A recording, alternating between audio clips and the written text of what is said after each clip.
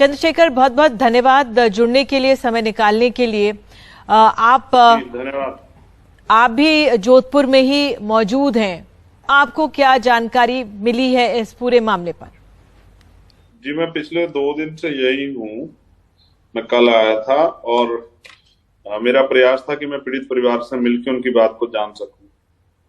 काफी प्रयास के बाद कल पुलिस ने मुझे नहीं जाने दिया और रात पुलिस मुझे वापस दिल्ली ले गई। मैं सुबह फिर दोबारा फ्लाइट से चला आया। आज भी हम लोगों की वार्ता चल रही है। मेरा प्रयास है कि परिवार से बात हो जाए। हालात वहां अच्छे नहीं है। बुरी बात यह है निधि जी, मुझे कहने में कोई परहेज नहीं, हमें हाथरस याद है। हाथरस में भी अपराधियों के पक्ष में पंचायत हुई थी। यहाँ भी आज वो पंचायतों का दौर जारी है। एक तरफ पुलिस वहां मुझे स्पेशली जाने से रोक रही है कि आप नहीं जा सकते हैं, जबकि सभी नेता जा रहे हैं। सत्ता पक्ष के लोग गए, सरकार की पूरी टीम गई, विपक्ष के लोग गए। बुरा यह है कि पीड़ित परिवार को पीटा गया, मतलब मृतक के पिताजी को पीटना, उनकी माँ को पीटना, उनके परिवार के और लोगों को पीटना, ये बड़ा दुखद था। तो मेरा प्रयास था कि मैं उनके बीच जाकर उनके दुख दर्द को जानूं। लेकिन 2 दिन से जो कांग्रेस गवर्नमेंट लोकतंत्र की बात करती है, वो इतनी हिम्मत नहीं जुटा पा रही है कि एक भाई अपने परिवार से मिल ले।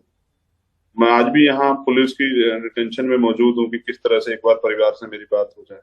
आपको ये मामला बताया चंद्रशेखर की माता पिता की पिटाई हुई है? क्योंकि अभी हम कुछ देर में ग्राउंड रिपोर्ट दिखाएंगे, हमारे सहयोगी वहां पर मौजूद हैं, लेकिन ये पिटाई की बात किसने कही आपसे?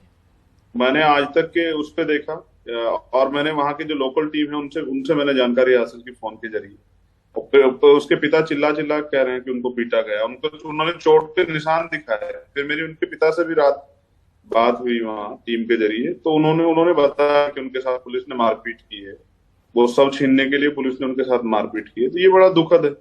बेसिक ये है कि चाहे एक मामला हर्षाधिपति एक अधिकारी था जिनको पीटा गया था सरकार के एमएलए द्वारा, या जितेंद्र मेघवाल का मामला हो, या ये तीसरा मामला हो, ये रुक नहीं रहे, ये बढ़ रहे हैं। और आप जब उस बच्चे की तरफ देखते हैं तो दर्द से आप खुद करहा पड़ते हैं। 9 साल का बच्चा, और उस माँ पे क्या बीत रही होगी, उस पिता पे क्या बीत, जिन्होंने उसको पाला होगा। वो गरीब जरूर थे, लेकिन हर माँ बाप अपने बच्चे से प्यार करते। लेकिन आज वो एक बड़ा सवाल यहाँ निधि जी खड़ा हो गया कि वो स्कूल किस हिम्मत से भेजें। कहीं उसके बच्चे के साथ ऐसा हो जाएगा तो एक माता पिताओं में एक डर का माहौल बन गया है। तो ये अपराध जो है ना माफी योग्य नहीं है, और इस पे हमें सोचना चाहिए कि कब तक हम इस देश में जातिवाद का शिकार होते रहेंगे। जाति व्यवस्था क्यों नहीं खत्म कर पा रहे? हम इंसान हैं, ये हमारा देश है, हम सबसे प्यार करते हैं आपस में, फिर हम इस पे चर्चा क्यों नहीं कर रहे हैं? ये क्यों हमारे लिए मुसीबत बनी हुई है?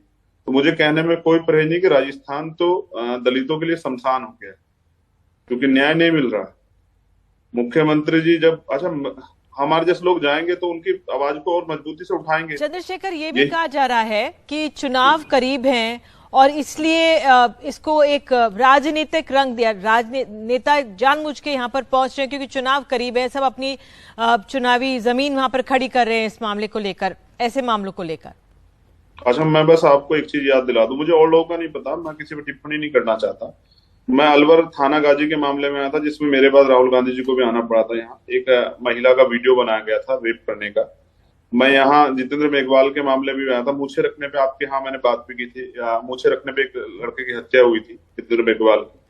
और मैं यहाँ इस मामले में लगातार आता रहता हूँ क्योंकि राजस्थान हमारी टीम है, मैं सक्रिय हूँ यहाँ। तो चुनाव से अलग भी मैं समाज में पैदा हुआ हूँ और मैं इस जाति के अपमान के दर्द को समझता हूँ। मगर बुरा यहाँ लगता है जब एक और अन्य साथी का, कन्हैया लाल जी का उदयपुर में घटना होती है, तो उनके परिवार को जो मुआवजा दिया जाता है, वहीं जितेंद्र के परिवार को और इंद्र कुमार जो अब नहीं रहा, उसके परिवार को जो मुआवजा दिया जाता है, उसमें जब दोहरा मापदंड होता है, तकलीफ होती है कि जब जिंदा रहते हुए हमें न्याय नहीं मिलता और मरने के बाद भी न्याय नहीं मिलता। जितेंद्र मेघवाल अपने परिवार के दूसरे बेटे थे कमाने वाले, वो सीएचए में जॉब करते थे, वो नहीं है आज। उनकी 2 बहनें अविवाहित हैं और उनके पिताजी को पैरालिसिस है। हमारी सरकार से मांगती, सरकार ने तब भी हमें बेवकूफ बनाया, गुमराह किया। और इसमें भी हमारी मांग, बात पैसे की नहीं, क्या गारंटी देंगे अशोक गहलोत जी कि ये दोबारा नहीं होगा राजस्थान में? यहाँ घोड़ों पे चढ़ने पर रोकने के सबसे ज्यादा मामले होते हैं, सामूहिक बहिष्कार के सबसे ज्यादा मामले होते हैं, पानी पीने के, मटकी छूने के सबसे ज्यादा मामले होते हैं। क्या वो विश्वास दिलाएंगे, गारंटी देंगे कि भाई आज के बाद किसी स्कूल में कोई मटकी नहीं रखी जाएगी, कहीं अन्याय नहीं होगा, कहीं वो अपराधियों को संरक्षण देने का काम नहीं करेंगे? तो हम तो गारंटी चाहते हैं, क्योंकि सरकार इसलिए है ना, कानून का राज स्थापित हो। लेकिन अगर शोषित वर्गों के साथ ऐसा होगा, और मुख्यमंत्री क्यों नहीं जा रहे मिलने के लिए? अच्छा, आप मुझे बताइए, और क्यों आ रहे हैं? क्योंकि मुख्यमंत्री नहीं गए, जब वो उदयपुर जा सकते हैं तो ये तो उदयपुर से नजदीक है, वहां क्यों नहीं जा रहे हैं? क्या कोई घटना है दिमाग में? इतना बड़ा मामला है, पूरे देश में रोष है, दुनिया में चर्चा हो रही है कि आज भारत में आज भी इतना जातिवाद है, तो आप क्यों नहीं जा रहे मुख्यमंत्री जी? आप घूम रहे चुनावी उसमें अहमदाबाद, तो जब मुख्यमंत्री राजनीतिक रूप से वहां घूम सकते हैं तो लोग अगर न्याय की आवाज उठाने आ रहे हैं तो मैं उसको गलत नहीं मानता। सबको उठानी चाहिए, हमारी जिम्मेदारी। हम कर क्या रहे हैं? चंद्रशेखर, ये वाजिब सवाल है कि मुख्यमंत्री क्यों नहीं गए, जो आप उठा रहे हैं। मैं आपसे बस आखिर में ये जानना चाहूंगी, ये हमारे देश की समस्या है, तमाम राज्यों की समस्या है, लेकिन ये कम होती नजर नहीं आ रही। क्या आपको लगता है क्या किया जाए जो इस समस्या को ही, ये भेदभाव को ही समाप्त किया जाए?